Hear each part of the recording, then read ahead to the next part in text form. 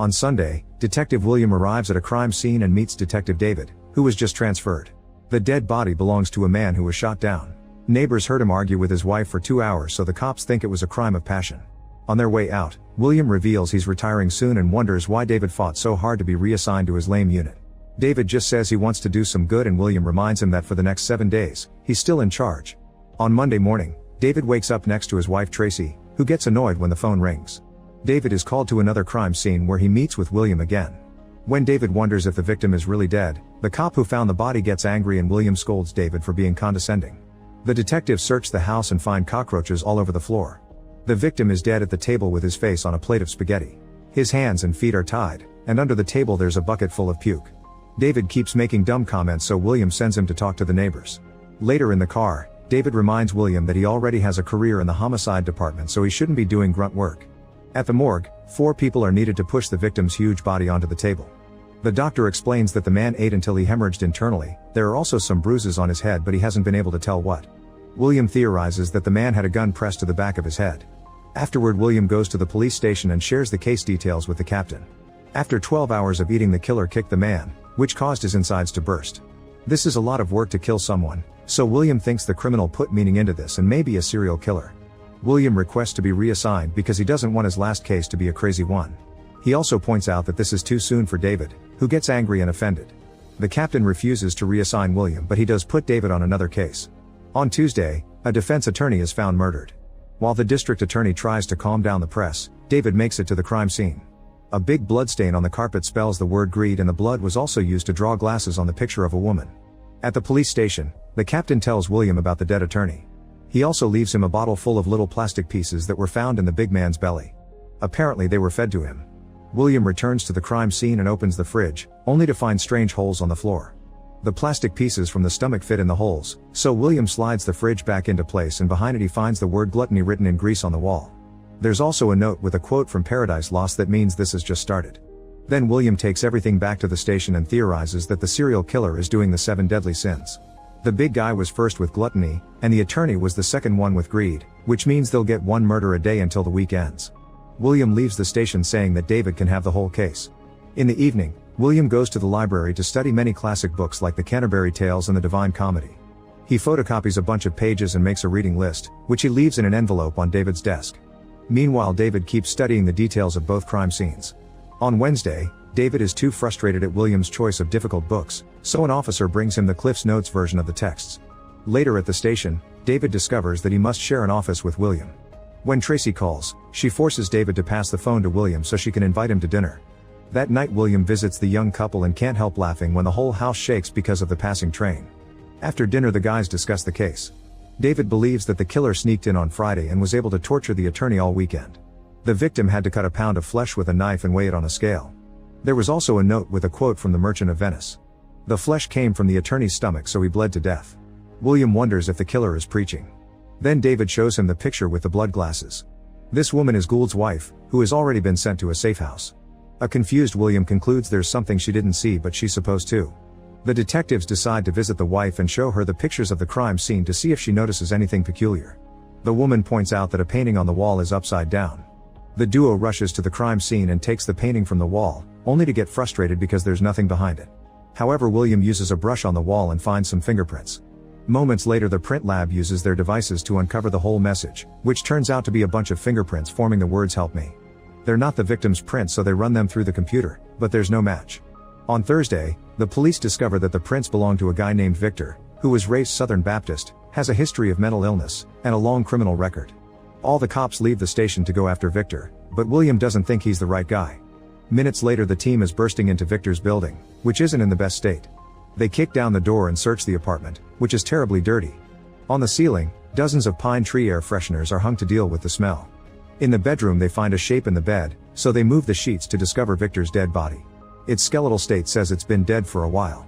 On the wall, there's the word sloth above the bed. David finds a box of photos documenting the guy's decay over a year. When a cop gets close to the body to tell him he got what he deserved, Victor suddenly wakes up coughing because he's actually alive. After the ambulance takes the guy away, a reporter enters the building and takes a picture of the detectives. David snaps and throws the camera while yelling at the reporter until he's gone. Later at the hospital, a doctor confirms that Victor hasn't moved for a year, so he has muscle and spine deterioration. There are tons of medicines in his system, his brain is mush, and he has no tongue, so they won't get to interrogate him. In the evening Tracy calls William, explaining she needs someone to talk to and he's the only person she knows in the city. On Friday morning, Tracy and William meet at a diner. She explains she hates living here but doesn't want to tell David because it would mess with his career. Tracy also announces that she's pregnant.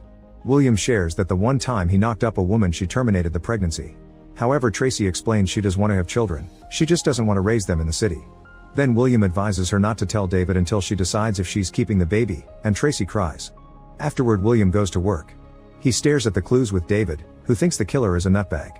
However, William thinks this work comes from a very methodical person. He drags David to the library and makes a new list of books that talk about the 7 deadly sins. For lunch they go to a pizza parlor and William pays a guy under the table to do something very risky. At first William doesn't want to explain himself, so David bothers him until he confesses. The man had been an FBI agent who has access to the library system, so he'll search for a person that took out books on the list. An hour later they get a report. It reveals that all the books related to the subject were borrowed by someone called John Doe, which is obviously a fake name.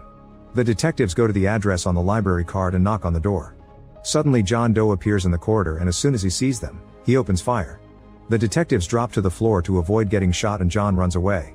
David rushes downstairs to follow him and has to dodge a few more shots. While he hears children's voices yelling, David continues to search the floor and sends all curious civilians back to their places.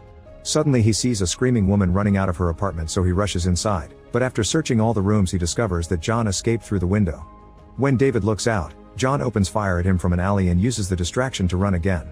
A furious David also climbs through the window and runs on the roof while noticing that John is entering an abandoned building. By breaking a window, David manages to get inside too and notices that John is leaving a trail of blood behind him, meaning he's injured. The chase continues, but after running through several corridors, John uses the fire escape to leave the building again. He crosses the street in a hurry and causes various cars to crash on the sidewalk while he hides in an alley. Then David also uses the fire escape to get out, landing on a pile of trash. He runs to the alley and finds a truck. David carefully looks around it, however John is on top of the truck and knocks him down by hitting him from above. Next he grabs David's gun and gets ready to shoot him in the head, but at that moment William appears and John runs away. Afterward David tries to get into the apartment and William reminds him that they don't have a warrant. An argument ensues and David calms down, but he's only acting so he can kick down the door. To save the situation, the detectives pay a neighbor to make her tell the police that she called them because someone in that apartment had been acting suspicious and creepy. Now they can search John Doe's place, which is horrifying. They find a box with dangerous tools, a neon cross on the wall, a drawer full of medicine next to the Bible, and cabinets with souvenirs from the murders. There's also a picture of a woman in a fur coat. William finds a bunch of notebooks with the killer's insane ramblings. In a hidden room, David discovers pictures of all the victims while they were being killed. He also finds the pictures taken by the reporter in a tub, which means they talked to the killer that day without knowing. Later the forensic team finds a box of money and a bill, but not a single fingerprint in the whole apartment. William reads the notebooks for clues, but they don't have any dates to match them to the murders. At that moment the phone rings and David picks it up. It's John Doe, who says that he admires David, but he can't say more because it'd ruin the surprise. Then the duo keeps reading the notebooks and confirms that John is preaching. They think the woman from the picture is their next clue. On Saturday, the detectives go to the address on the bill, which turns out to be a leather shop. The owner explains that John made a custom order and gives them a picture of the product. Suddenly their beepers ring with an alert that the woman from the picture has been found. The duo rushes to a club and in the basement, the working lady from the photo is dead on the bed with the word lust carved on the door. A man wearing a bedsheet is on the floor screaming at the sight. Later at the station, David interrogates the club's owner, but he didn't see anything strange.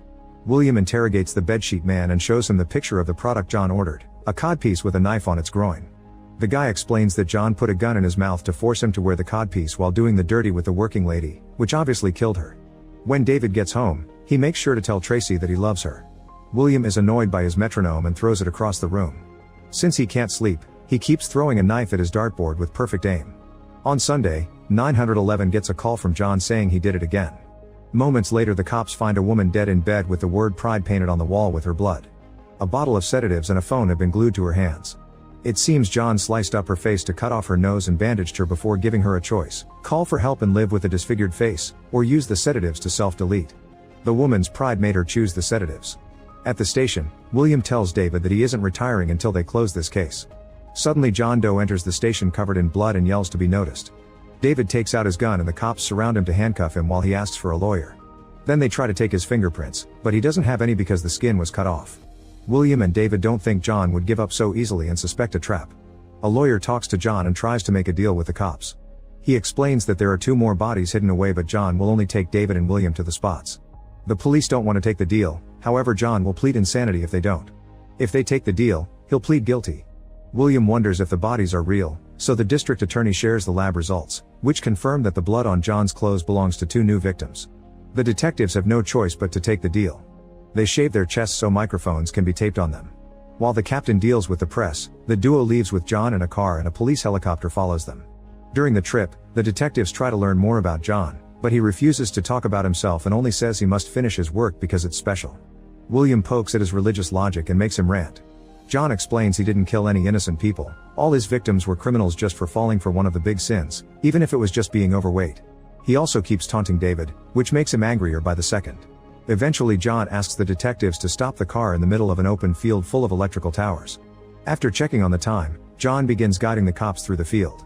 At that moment a van appears on the road, so William runs to intercept it while David stays with John. William drives as fast as possible to block the road and takes out his gun, causing a man to get out of the van. It's just a terrified delivery guy who was hired to bring a package for David. After checking he isn't armed, William lets him run away and asks his team to send someone to pick the man up. Then William opens the box and is incredibly shocked by its contents, announcing that John has the upper hand. Meanwhile John tells David that he admires him and that he paid a cop to get information about him. He reveals that he's visited Tracy and cut off her head because he envied David's normal life.